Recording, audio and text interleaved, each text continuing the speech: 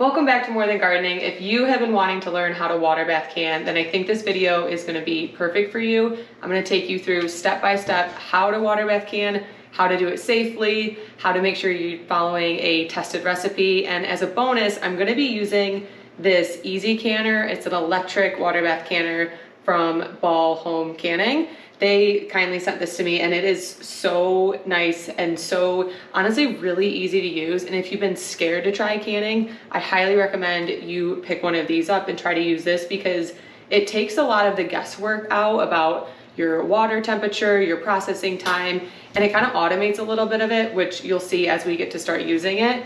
But it's really good for those that are just scared about canning because once you get your jars in, you kind of just put the settings in for your processing time and the canner does the rest. It will preheat the jars appropriate temperature. It'll start the timer at the appropriate time once the water gets up to that boil, and it will cool the jars for the appropriate amount of time, and it just takes a lot of the thought out of it. So another big bonus with this product is if you don't have a gas range or you don't have a stovetop that can support a really big, heavy water bath canner, you can get one of these and just set it directly on your countertop.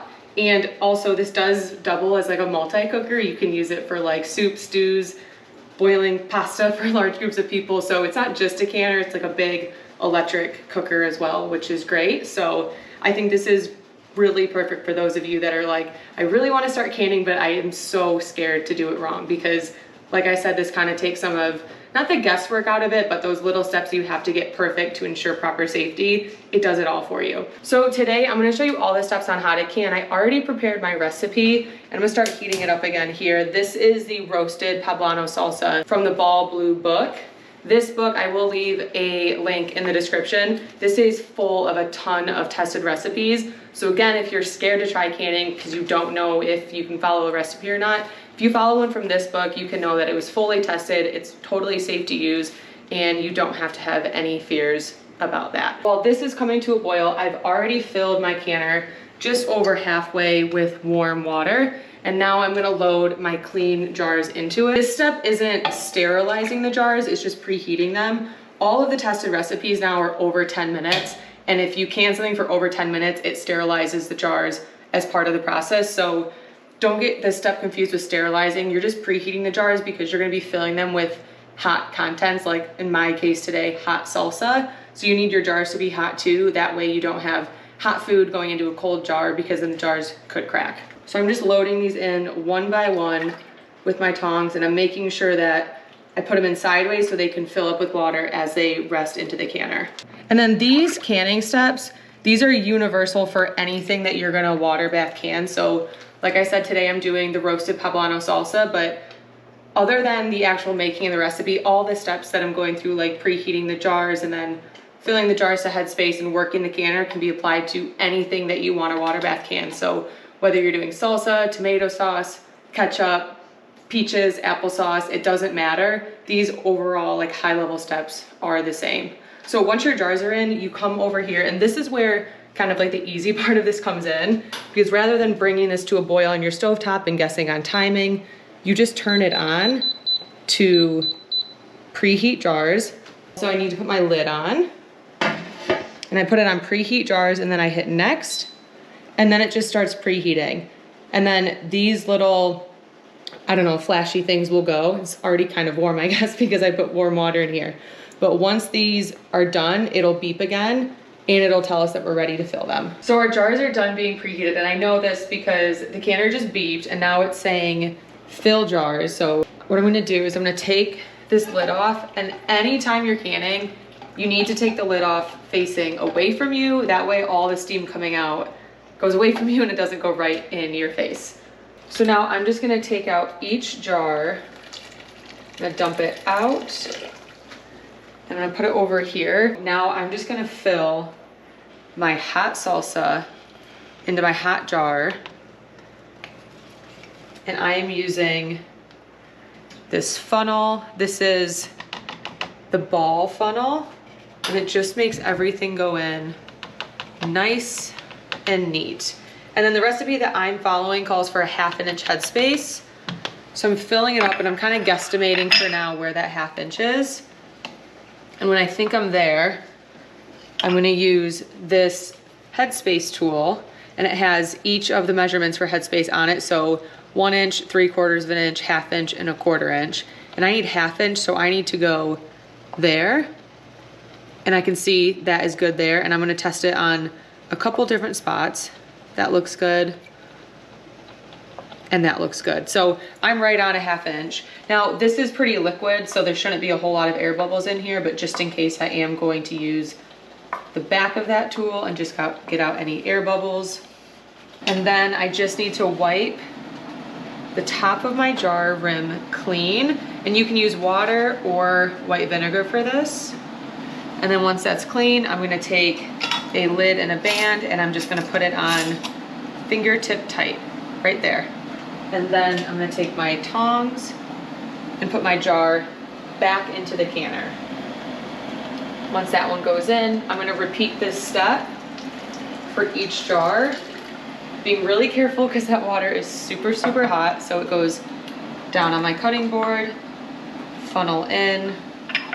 And the entire time that I'm filling my jar, it doesn't matter what recipe you're following, you need the food that you're canning to be hot. You want hot food going into a hot jar. So I do have this burner still on, and I have this just simmering at a nice level. And I think, I'm just gonna eyeball, I think that needs a touch more, but we can check it out. And then again, with that headspace tool, good at 1/2 inch, 1/2 inch, and that's good at 1/2 inch. Perfect. And then just get any bubbles that may be in there out. Wipe that rim clean. If you've canned before and you've gotten failed seals, I can probably guarantee you one of two things is happening, or both. One, you might not have the appropriate headspace. That's why it's really important to use a headspace tool. This is the ball headspace tool in debubbler. I will leave a link where you can get all of this stuff, the funnel as well. And if you don't have the proper headspace, you're probably not gonna get a good seal. And then if you have a dirty rim and this rim isn't perfectly clean, your lid can't seal to it, and that's another way you get failed seals. So those two steps, like every step in this is important, but those two I think are some of the biggest causes of having jars that don't seal. I'm just gonna take my lid and my band, and you just wanna go fingertip tight. So I'm just gonna load this in here. And then I'll do the other two jars. So you want the water to be covering the jars by at least an inch, about 1 to 2 inches. This looks good. It's at least an inch covered by each jar. So I'm gonna go ahead and I'm gonna put my lid on. And then down here, I need to move to the next step. So now all I do is I hit next, and it goes to process. I'm gonna hit next again. And then my recipe per the Ball Blue Book says 15 minutes. So I'm just gonna hit this up to 15 minutes. And then I'm gonna hit next. And the canner is gonna do the whole thing. So it is gonna start preheating in here up to that boiling temp that it needs to safely be at to process the jars. And once it gets to that temp, it will start the 15 minutes. So you can see that this kind of takes out some of that guesswork, because a lot of questions that come in when you're learning to water bath can is directions will say to bring it to a boil. And it's like, well, what is a boil? When is a boil? When do I start my timer? And because all you have to do is put your time on here per your tested recipe, the canner will bring it to temp, start that timer for you, and then it'll go off when it's done, and you know everything in here is perfectly safe and was processed for the appropriate time. So this is gonna run, and then I'll show you what it looks like when it's all done. So the timer just went off and it switched to stand, which is essentially just a cooling process. So I need to take this lid off. And again, every time you're taking a lid off the canner, you wanna do it away from you and let all that steam go out the back end. And then I also like to just grab a towel, and I'm just gonna set this down. And then these jars are gonna sit in here for 5 minutes. And luckily the canner does that for you. So the timer had already set for 5 minutes as soon as it went off. So we're just gonna let this be, don't touch them. They need to cool because you don't want them going from a super hot environment straight to a cold one. There needs to be a little bit of a transition. So just let this sit for the full 5 minutes. The timer just went off. The canner says end, so I can go ahead and just turn it off. And then I'm gonna remove each jar with my tongs, and I'm gonna put them on a towel on my counter. Now you can either use a towel or a cutting board. You just don't want these hot jars in direct contact with your countertop. Countertop is gonna be cold and your jars are really hot, and you don't want really hot jars on a cold countertop. The glass could crack. So these will now sit here totally undisturbed. Don't touch them, don't mess with the bands. Just let them sit for about 12 to 24 hours. I always just do overnight, and then in the morning I'll come through and check the seals. You'll know that they're fully sealed because the lid will be concave down, and then when you press on the top, it won't bounce back up. In the morning, when these are sealed and done, you can unscrew the bands, remove them. You do not need to store your jars long term with the bands. The lid is fully sealed without the bands. The bands are useless at this point, so you can take them off.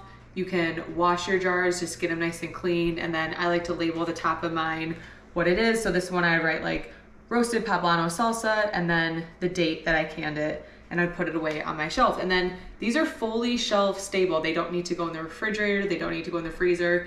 You just put them in a cool, dry, dark place like a pantry or shelves in your basement, and they are good and they're shelf stable just like that. So that's the whole entire canning process. I hope that if you've never canned before, or if you're a beginner canner, this process or this video helped clear up some questions for you and made the whole process look a little less intimidating. Again, I do think this easy canner is a great tool for anybody that is scared of canning and scared of doing something wrong, because it takes a lot of those little steps out for you, and it just kind of does it itself. Like the heating of the jars, the bringing to boil, the timer, the cooling, everything is kind of done by the canner itself, and you don't have to rely on you yourself following the steps as much. So just an overall simpler way to can. If you like this video, please leave a like. If you have any questions, leave them in the comment section. I will make sure to leave links below for everything I used in this video. And if you want more canning content, make sure to hit subscribe. I've got a lot of canning content coming to my channel this year, along with all of the gardening content that I already have. Everything that I grow in my garden this year, I pretty much am gonna be canning all of it too, so you'll be able to see how I'm preserving it for long-term storage and long-term use. So if that's something you're interested in, make sure to subscribe. Be sure to follow me on Instagram at morethangardening, TikTok at morethangardening_. Thank you so much for watching. I'll see you in the next one.